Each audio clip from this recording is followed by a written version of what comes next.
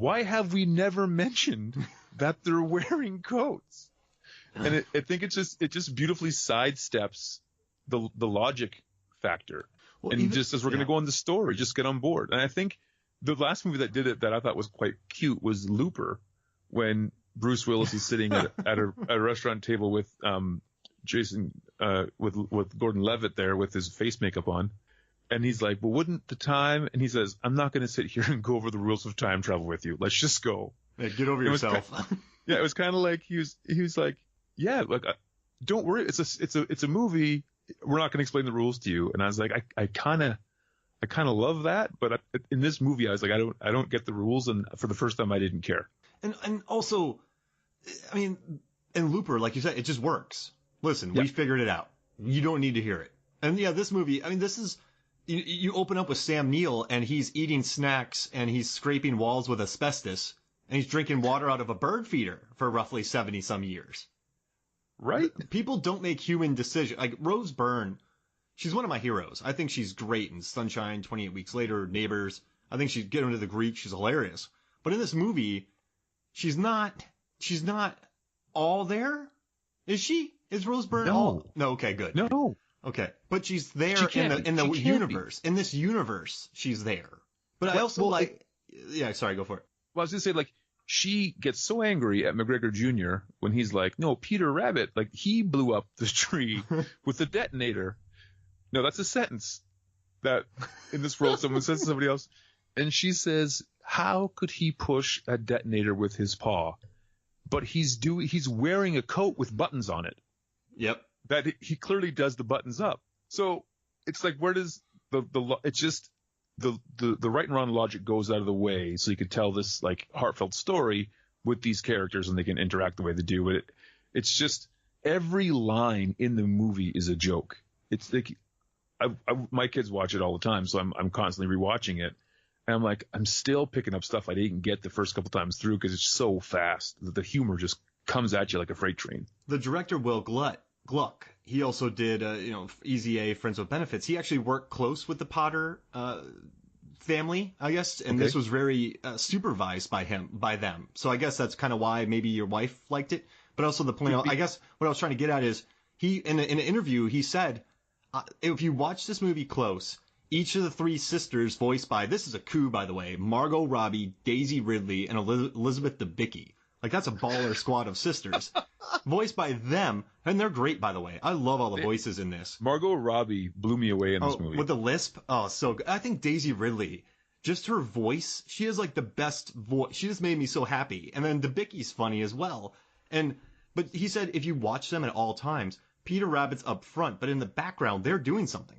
At all times, when you watch this movie, all the characters in the background are doing their own thing. He's like, because that's what Three Sisters would do. So this movie is so loaded. I mean, I don't know how I missed this the first 3 times, but there's a rooster in this movie. He's my favorite part. I don't even know where this came from. I don't know why I missed it, but there's a scene in this movie where this rooster starts talking, and what does it say? What do you know what the rooster said? I have the whole thing written down. He's like, the sun came up again. I can't believe the sun. And he's like, and I think what he's doing is like when you hear a rooster crowing, that's what's actually going on in Rooster Talk is they can't believe the event of the sun rising up happened again. Like, we're so lucky to have the sun up again. And then he says, he says, no way the sun came up again. If I'd known this would have happened, certainly wouldn't have fertilized all those eggs. Now I have to stick around and be present and involved. Exactly. So he's mad that he has to stay around and raise some chickadees. But then at the end, he's like, you're the best thing to happen in my life. Like, he really goes on an emotional journey, this rooster does. And then I didn't notice how adorable the larger bunny was. I forget the name of the cousin bunny. Yeah, I forget his name right now. When he is running, I'll pull it up. When he's running, it's just adorable. When I watch it for the 3rd time, I'm like, I love this little guy. And this movie, by the way, it made $325 million on a $50 million budget. Really? It was only $50 million, eh? Yeah, and I mean, because they filmed a lot. They went over to Australia to film. That's probably how they got Sam Neill. I think he's New Zealand though.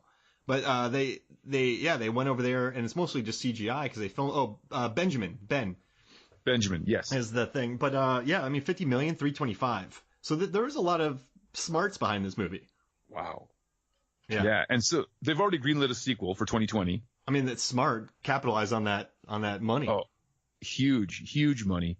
But no, the other thing about the Peter and Benjamin relationship, like there's these moments he has with everybody. So the whole thing about like, you're a bad influence on me and you're a follower and like, but I always want to follow you, and this thing that's like, and then they have this side British adventure, like sightseeing adventure at the end where it's like Yeah. a buddy movie for a second. They've really just, again, given Peter Rabbit, and again, it's a rabbit. It's a CG rabbit that we're talking about, but they've given him these like moments with every character in the movie, right? And even when he like apologizes to the humans with like the head resting thing, you're like, this is bananas. However, it's also the most endearing thing I've ever seen. Mm-hmm. And I do have to say, it has the best salad dressing gag of 2018. Just keep putting it on the side. It's so much to drink at once. Yeah, the rabbit's like, yeah, I keep getting away. He's like, well, the trick is the dressing. And then does the rabbit not understand the stuff on the side is meant to be poured on? So he just drinks it all at once? Like a shot? Yeah, he just downs the whole bottle. He just goes for it. You think it's like a whiskey shot, and or any shot. He just downs it. Also, I think my favorite non-rabbit character, aside from the rooster, was that deer. Headlights. He just like, and it's perfect. And then, but they're all working to get her from leaving, and then he's like in the middle of the day, and they're like, the lights aren't even on. Like, it's everything is there for a reason. I said a number of times when I talk about Rocky Balboa, that franchise is my favorite franchise. But everything Stallone says is Rocky, he says for a reason. There's no wasted lines. Everything is like profound in like his Rocky kind of way of being profound, or it comes back and ties into something later on. And I feel like that's this movie. Like everything happened and it ties back in later, either for a joke. Like there's no wasted dialogue in this movie whatsoever. None. And even the fox in the beginning. Yes. Now I do want to say, this movie, I guess we don't need to go ABC, but at the end, so Rose Byrne is going to move out, never paint again, because Peter Rabbit and Donald Gleason were fighting for her. They blew up a tree, yada, yada, yada. He moved back to London to work at Harrods. She's bummed out, so she's going to move because she has a beautiful place in the country. I don't know where she's moving to. Beautiful. I don't know how she affords that place or what she does. Beautiful God. But the weird thing about her, too, is her art is horrible, but some of her art is beautiful. But her bad art is good, and her good art is bad.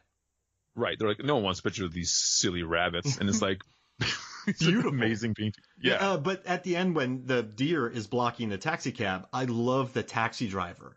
There's a scene where... Wasn't she great? The scene where the sister shoves some carrots in the tailpipe and it backfires the car, so they're delayed.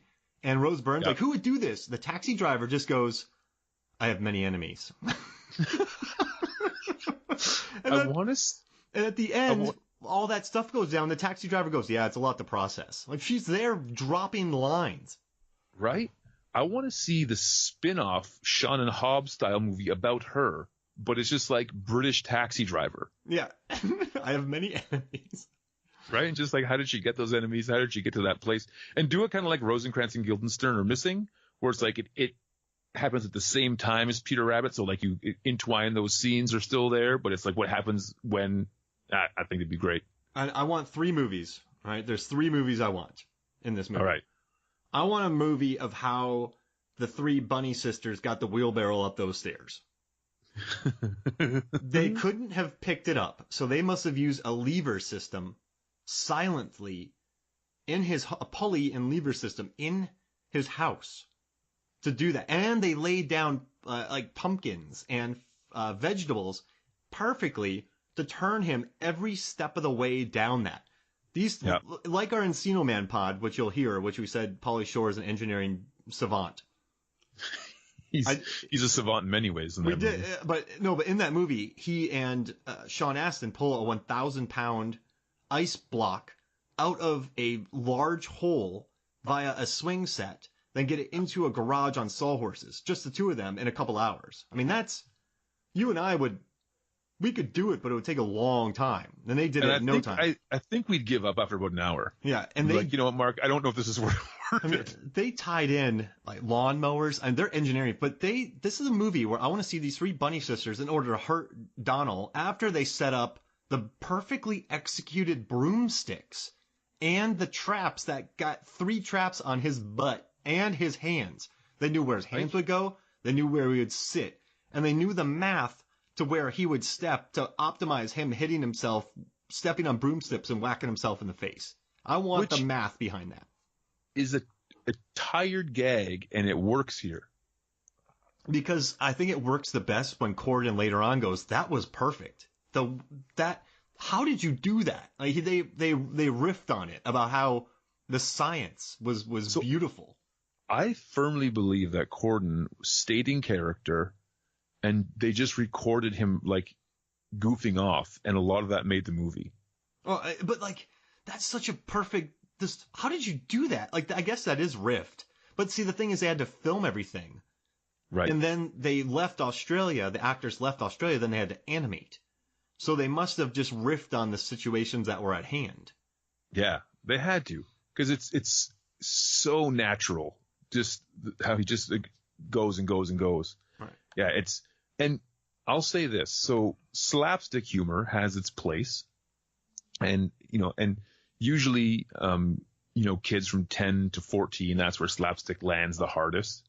But when he was getting shocked by he kept touching the doorknobs, oh my goodness, and just getting blasted across the room, I was losing it. Like I have not laughed that hard in a long time. Just like the impact of it. And then at the end when it brought back and it was like the people that were going to buy the house were getting shocked, I was dying. It was perfect. I think it worked so well because it wasn't grounded in anything in the real world. He got shot back and no bones broke. He just got blasted back. Like it was like the rabbits knew they wouldn't kill him. Right. There was nobody in danger here. Now, what do you... I know this movie was picketed, and a lot of people wanted to protest it because of the blackberry allergy. I have a shellfish allergy, and I was annoyed when Peter Rabbit was going off on allergies. But a lot of people are mad about playing allergies for fun. But I do love the visual gag of Donald Gleason falling backwards in a very flexible pose, stabbing himself with an EpiPen, and then popping up like a zombie or a sorcerer. Right. Now, did they think they were gonna kill him? Correct. They in that moment, yes, but here's the thing. Like, did they want him to go in the ice cream truck with lights? I think so. I think they did. I understand that like people may be like people were they're picketing because of an allergy gag, but like The Office had allergy gags in it, and like there's a lot of if we can't laugh at ourselves, then I think we're taking the world maybe too seriously. Like nobody in this movie was like, we should kill people with allergies. Like no one's saying that. Yeah. Like allergies are a very real thing. And like, I'd say as a society, we're pretty progressive right now about like keeping public places peanut free. And like, that's part of my job, in my church and other places we go is like, make sure that all the snacks are good. And so it's a very prominent thing, but we have to be able to laugh a little bit at it, right? Like there was a shellfish gag, and you're allergic to shellfish in Dr. Dolittle, remember? Yep. That was the 90s, though. People don't care then. I know, but I just think we're getting a little bit too sensitive if we can't. Like allergies are a real thing. My wife has an allergy to hot peppers, and it's pretty bad.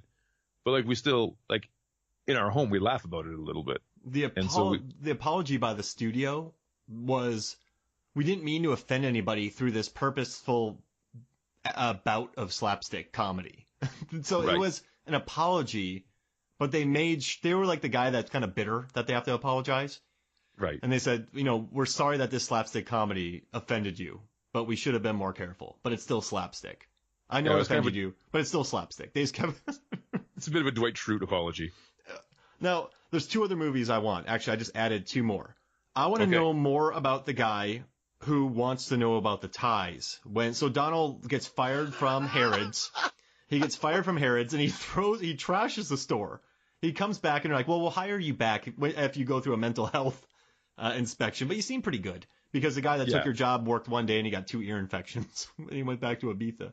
But Oh my goodness. so he comes back and this guy goes, "Hey, where are the ties?" And Donald's like, "Go to the second floor."